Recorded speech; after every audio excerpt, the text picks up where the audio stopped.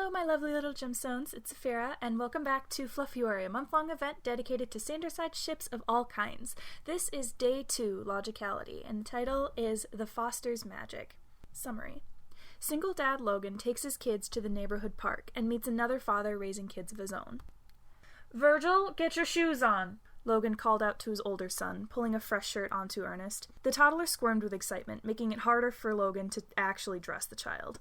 He heard a groan in response to his call and no movement from downstairs. "He's being difficult. Right, Daddy?" Logan chuckled as his younger son spoke, parroting the words Logan often said himself. "That's right. Come on now, let's go get your brother ready and we'll walk to the park, okay?" Ernest bounced happily and agreed, and Logan picked him up and headed down the stairs, seeing Virgil lounging on the couch. He was staring at his phone and making no move to get up, or even to acknowledge his father standing in front of him.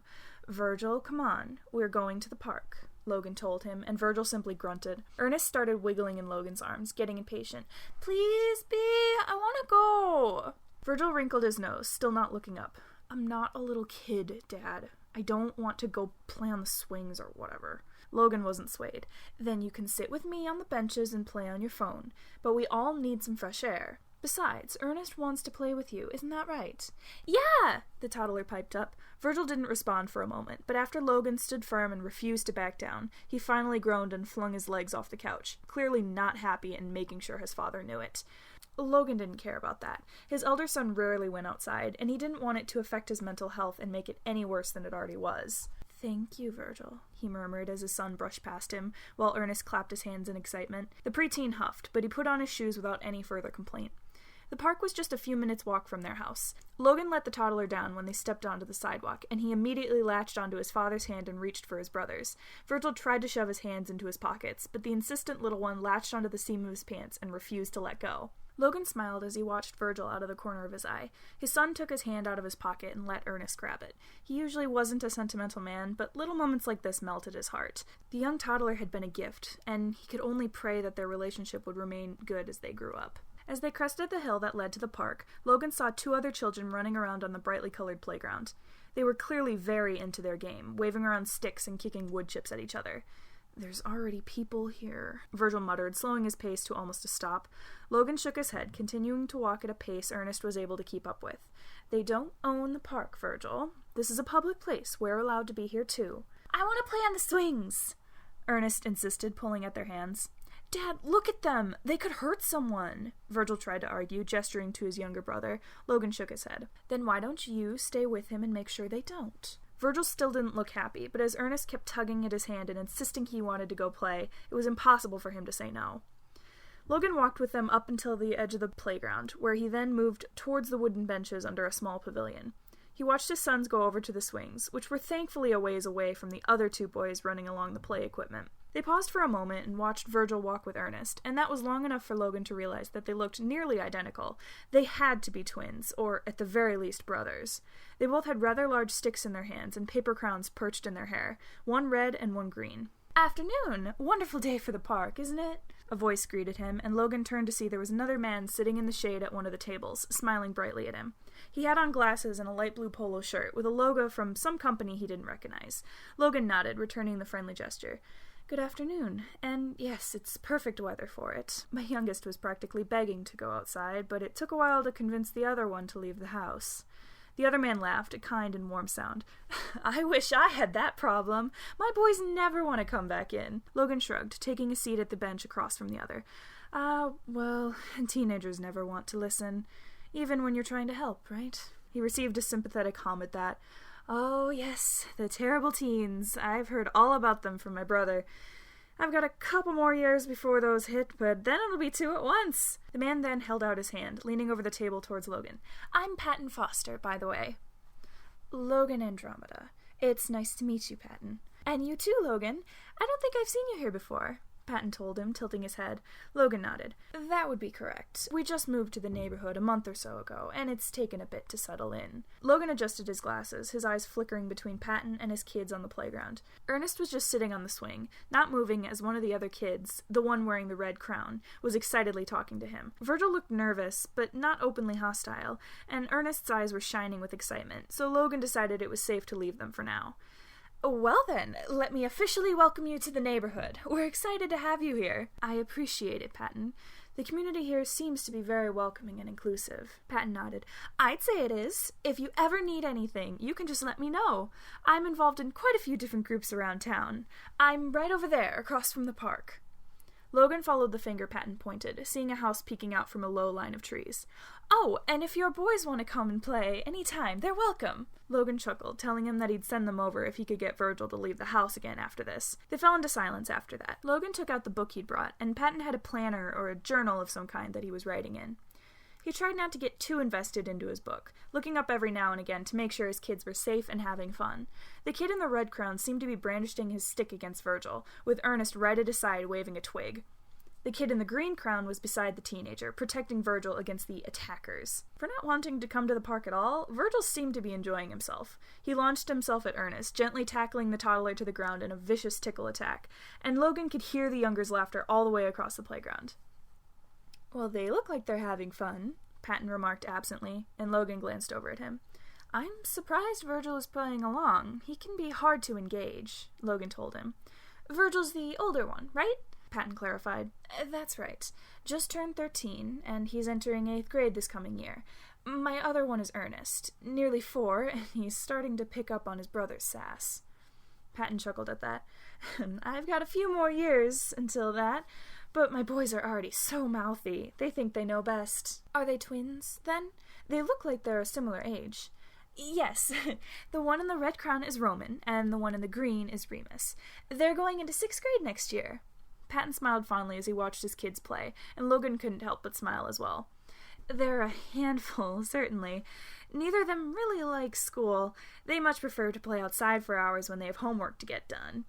But watching them play and weave their elaborate game, it's like free entertainment. They both perked up as they heard a cry of pain, and Logan couldn't help but sigh in relief when it was one of the twins who came running up to them, tears in his eyes. Dad, Remus hit me in the face! I didn't mean to! He got in my way! Came the cry of the other twin, following his brother. Patton sighed quietly, beckoning Roman forward. The kid had lost his crown in the grass, and there was a small scrape on his face that was turning red by the minute. Patton gently took his son's face in his hands, holding him still as he prodded at the scrape. How many times do I have to tell you two to be careful with those sticks? But we need our weapons to fight the monsters! Came the chorused response from both kids. Patton sighed. Clearly this was a fight he'd long accepted he wouldn't win. Well, maybe you're done fighting monsters for today, then. There was a whine, and suddenly Roman didn't seem to care that his cheek was red. He pulled out of his father's grip and shook his head, proclaiming that he was fine now, and they both sprinted back to Virgil and Ernest, who'd been watching them from a distance. Patton shook his head as the twins went back to their game. Logan huffed a small laugh. Is that a common occurrence, then? They love to try and get the other one in trouble, but if it means they have to stop their game, then they're always quick to back out of it. Logan had to chuckle at the exasperated fondness in Patton's voice. It was obvious to Logan that Patton loved his children more than anything. Like I said, they're a handful, especially on my own. Logan pursed his lips. You're a single father as well? Patton glanced at him surprised. Yes, I am. You too? Logan nodded. Yes, we actually moved to downsize a bit since Ernest came to stay with us. He's not biologically mine, you see. He's my sister's son, but she wasn't able to take care of him, so he's with us now. The other father watched him with sympathetic eyes, seeming to pick up Logan's hesitation and realizing there was more than what he'd said. I see. Well, I think that's extremely kind of you. It's clear you care a lot for him. Logan nodded, and the conversation trailed off again. They talked on and off until the sun started to get low on the horizon, and Virgil eventually came up to his father, holding Ernest on his hip. Dad, we're getting hungry, and Ernest is getting tired, too.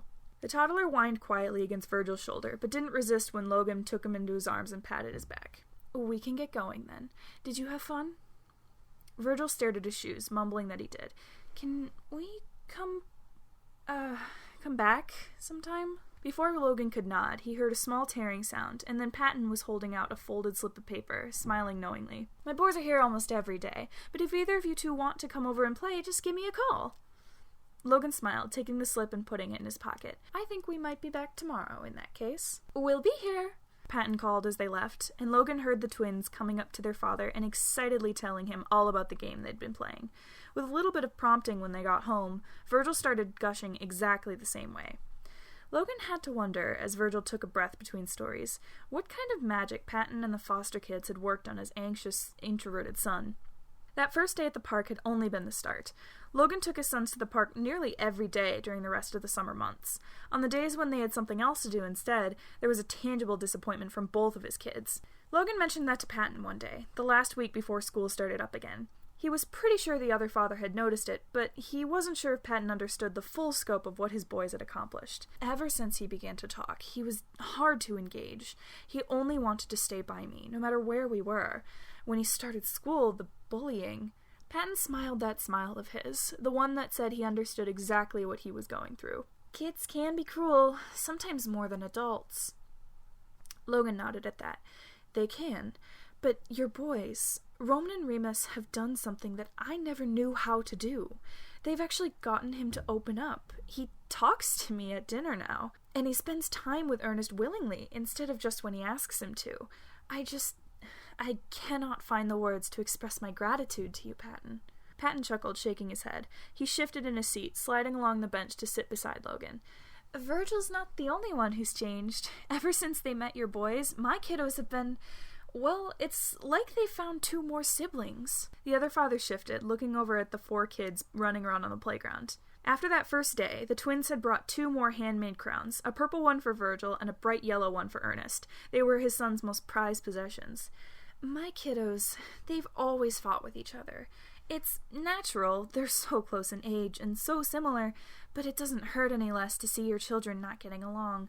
Getting to play outside in the summer dampens that behavior for a while, but even then, they squabble about the tiniest things. Patton wiped at his eyes, his voice breaking slightly. But just last week, I came into their room and I found them working together. It's unheard of, and I have no doubt it's because they have your boys to spend time with. Patton. The other man smiled, turning back to Logan and placing his hand gently over Logan's own. Logan, I'm grateful to you for everything, but it's not just my boys that you've made an impression on. So, I was wondering, do you think Virgil would be willing to come over with Ernest and babysit my boys? If you're willing, I'd love to take you out tomorrow night. Logan blinked. Patton Foster, are you asking me on a date? That smile again. Logan had thought about it before, but he'd not admitted it to himself until now that it made his heart race. What a feeling. I certainly am. What do you say, Logan Andromeda? Logan smiled, leaning into Patton's warm touch. I say I must accept. It's a date. Patton smiled that beautiful, warm, glowing smile once again, and Logan hoped that one day he would learn how to smile that bright as well. Thank you all so much for listening. Make sure to like, comment, and subscribe to make sure you don't miss the rest of this series. If you like my writing and you want to hear more, you can check out the other videos on my channel or my AO3 link in the description if you'd like to read them for yourself. See you next time!